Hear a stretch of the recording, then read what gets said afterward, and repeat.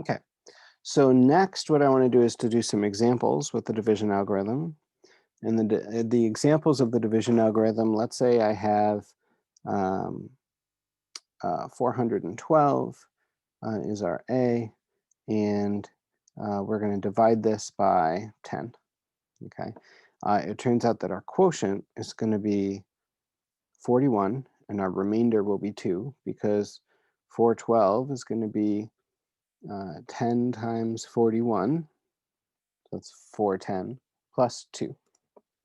Okay, so we get that.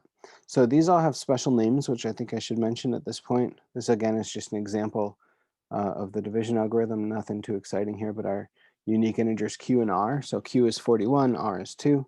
And these again have names. So r is called the remainder, as you probably have guessed. Q is called the quotient.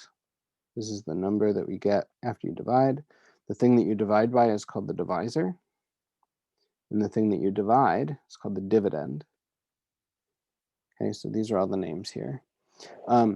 One thing that we like to do is if we have A equals dq plus r, as in the division algorithm, then we know that q is going to be the floor of A over d, and then r is going to be whatever it is, A minus dq. Okay. These also have, you can think of these kind of as functions as well. So the floor of A over d, we write as A div d, so it's A divided by d. That's the floor of it. And likewise, r,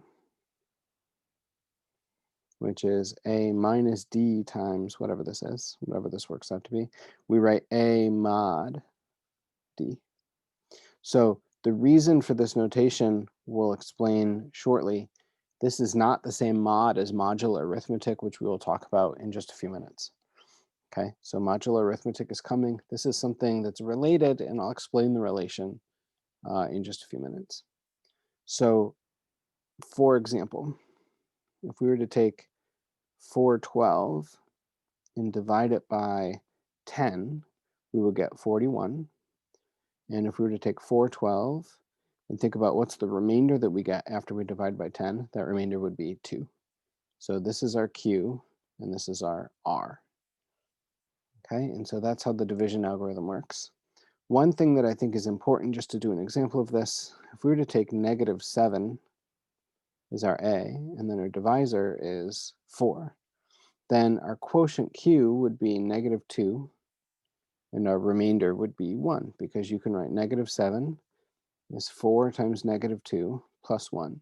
It's important that this remainder is between 0 and 3. So it can be 0, 1, 2, or 3. It can't be negative. Okay, in order for the division algorithm to give us uniqueness, we need that remainder to be between 0 and d minus 1. So in this case, it means between 0 and 3. So we would write that -7